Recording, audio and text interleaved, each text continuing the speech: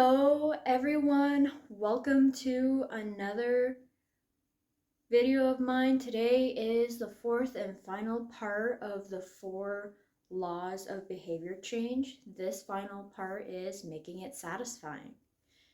And the topics I'll be going over are what makes your habits satisfying, as well as 2 techniques that go along with it. One way to help make your bad habits that you don't want unsatisfying, and how to keep track of it so that it brings a feeling of growth and progress that will want you to be able to continue on that path of growth or not, along with a few other things. But let's get on to it. This part has a little bit more than what I have seen in a while, and it is pretty interesting. Basically, what helps make your good habits satisfying involves on how we are satisfied with something. We have evolved to like an immediate gratification towards something rather than the delayed gratification towards something, which means whether it is a goal you want to do, sometimes we get things a little mixed up that instead of wanting to go towards the delayed gratification of meeting that goal, we do something that we enjoy more immediate, whether that is reading, playing games, video games, hanging out with friends, social media, something that we enjoy doing and it brings us some sort of satisfaction that we're accomplishing something, which ties back to some of the others. I think I mentioned back in a previous video is that, anyway, we have evolved to prioritize immediate rewards towards an experience because it is reinforced with something positive, how attractive it is. It is connected to the first 3 previous laws that you have learned, from making it obvious, making it attractive, and making it easy. And because of that, we're able to enjoy whatever it is that we are doing, and we tend to do it more and more, and it becomes a habit. One of the most satisfying things is feeling that you're making progress. Now, one of the things that some of us have done, I speak from experience, there are times I will be researching and reading stuff and feel like I am making progress on something when I haven't been taking any action. Currently, that's what it's kind of feeling with one of my business ideas. As I'm trying to research and stuff, it doesn't feel like I'm really taking action, but it's giving me the feeling that I'm making progress, even though I'm mostly just reading and doing research. By taking action is me making videos and talking to people, doing whatever I need to do in order to make my business idea roll forward.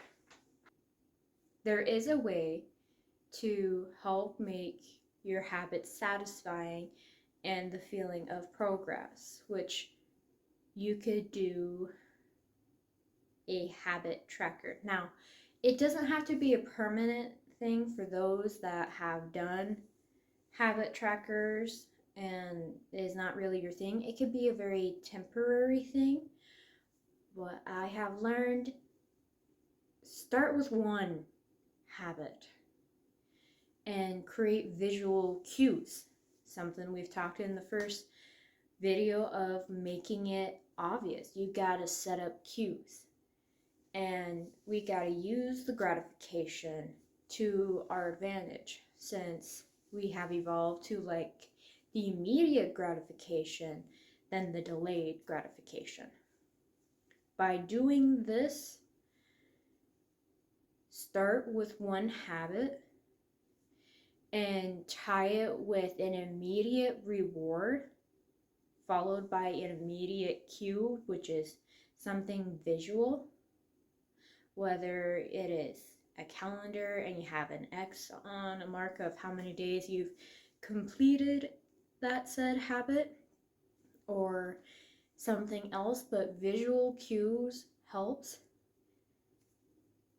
even if it's something very basic or something that resonates to you, because ultimately it's going to be part of who you are, and depending on who you are, you will need a way that helps build that identity. So you must have your immediate cue followed by an immediate reward by doing that habit that also relates back to your identity. If you have something that's clashing against it, say you are working out or doing something, but as a reward you're going to be playing video games or something, or you want to eat a sugary treat, that kind of contradicts if you are working out and then eating a very sugary treat, depending on the person you want to be. If you want to be a healthy person and that's your identity, maybe a reward as a sugary treat does not really help bring evidence of the kind of person you want to be or the identity you're trying to become. So if it helps, make a list of different kind of rewards that goes back to the identity you are wanting to create to help you have evidence backing up that identity so that you want to continue more. So that is one part. One of the techniques that will help you with that is the habit stacking. And you will have to think of it in this kind of way, with the immediate cues and the immediate rewards. By using the 3 previous laws will help you figure out how to make that habit more satisfying, because we are likely to repeat something we like when there is immediate positive reinforcement. We tend to repeat that. But if there's immediate consequences that we don't like, that brings a negative influence on us, we tend to not repeat it. One of the ways to help with your bad habits and how to make it unattractive, find yourself an accountability partner, whether that is a family member of any kind, brother, sister, mom, dad, cousin, or a best friend or your partner, and tell them about your habit that you want. Also, clarify the consequences that will happen by not completing it. And by doing that, you're setting up a social thing, because you have an accountability partner, you have told them what it is, and because you told them what it is, you have that additional thing. And if you don't do it, because as human beings, we tend to not like people who think less of what they originally thought of us. And what I mean by that, by having that person know what you're doing and the consequences of not doing. Let's say that consequence, if you don't do that thing, you owe them $10. Each time you're not doing it, you owe them $10. That kind of adds a consequence. Another thing that will help make your bad habits unsatisfying: pain. The most painful consequence is failure. Now, you just gotta measure that. If that failure is greater if you don't achieve the goal you're wanting to do.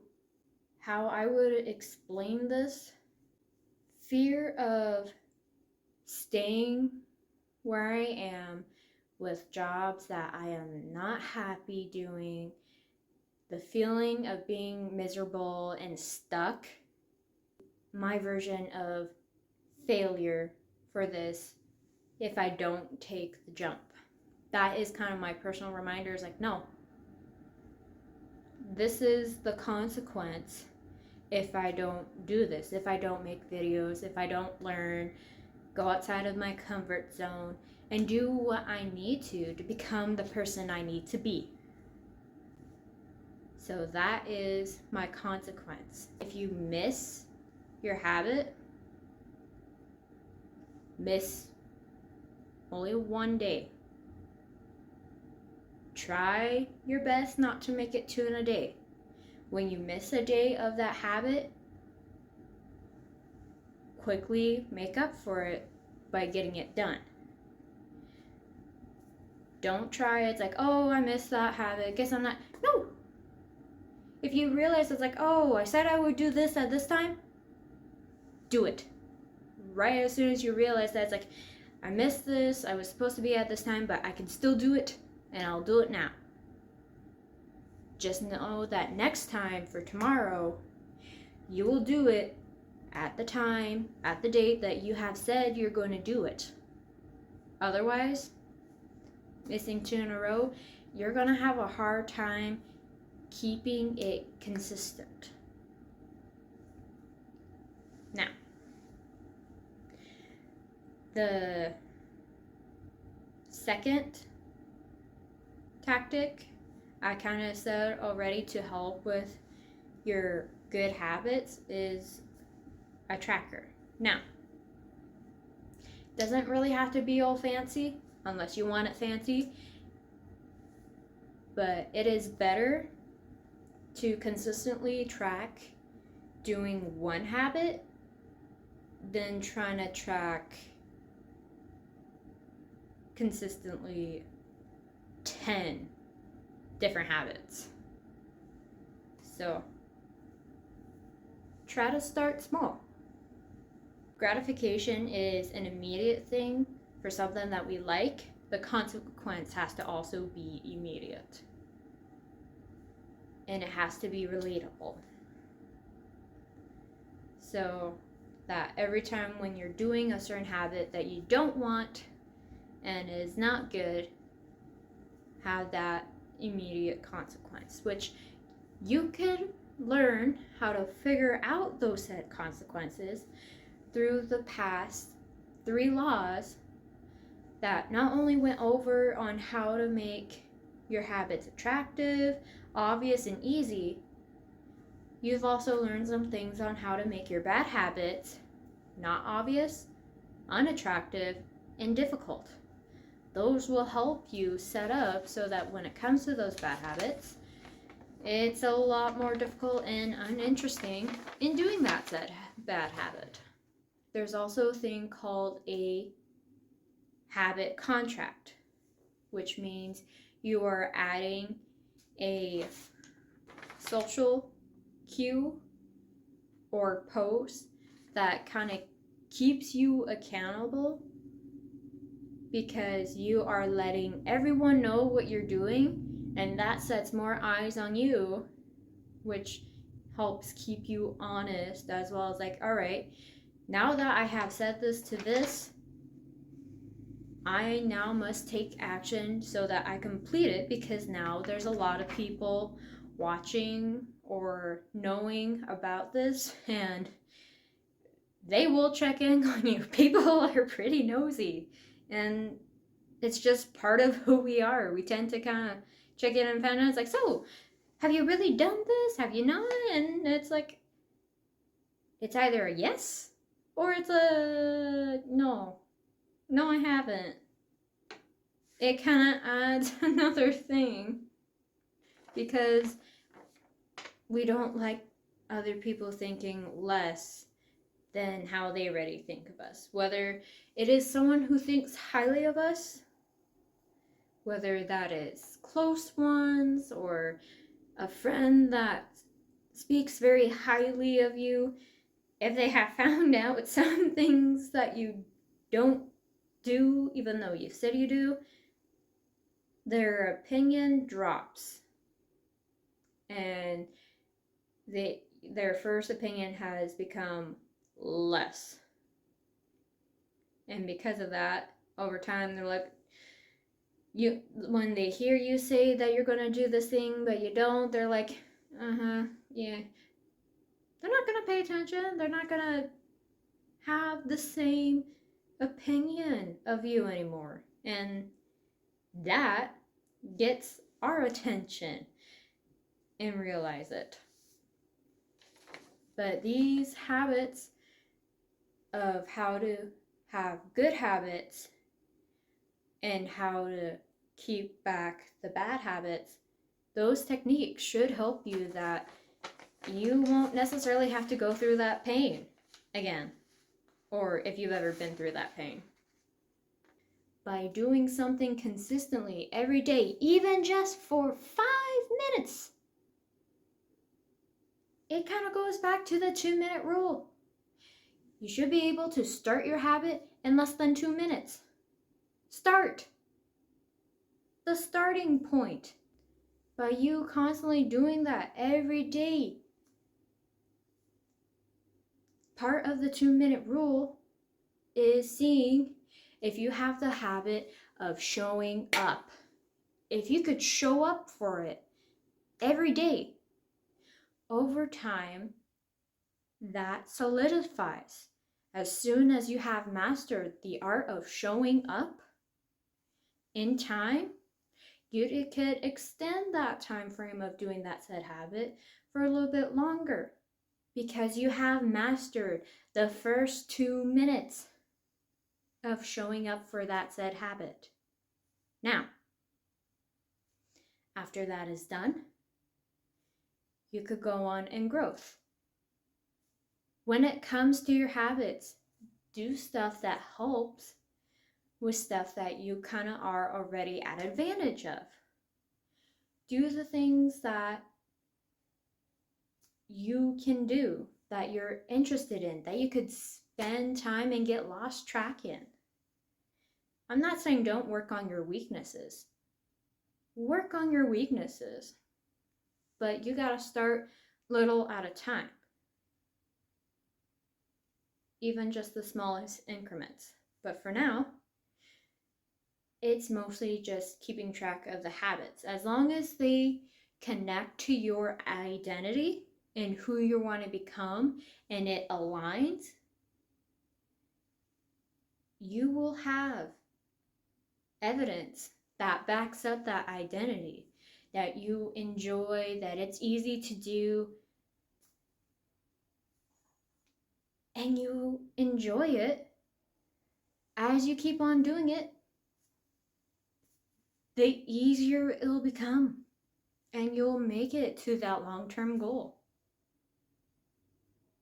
So that is all that I have for today. Thank you so much for listening into this video. I really appreciate it. If you are interested in going more in habits, comment habits down below. If you are interested in learning about mental health and you want more mental health content, comment down mental health. Or if you are interested in more life skills, and the more life skills habits, comment down life skills. Don't forget to comment what you want to continue on. I look forward to your feedback because your feedback is important. I want to be able to engage with you as much as you engage with me, because this helps me learn, grow, and adjust. If I'm failing at something, then I will learn from it and continue on. Sure, some might have to be pointed out. Others, I'll have that figured out that it is not working as well and I'll move on to something else. I have taken up a lot of the time already. Thank you so much for watching again. Please like, subscribe, and share this content with your friends and family or anyone else who may be interested in this. Thank you. Let's continue doing the work and be great. I'll see you in the next video, everyone.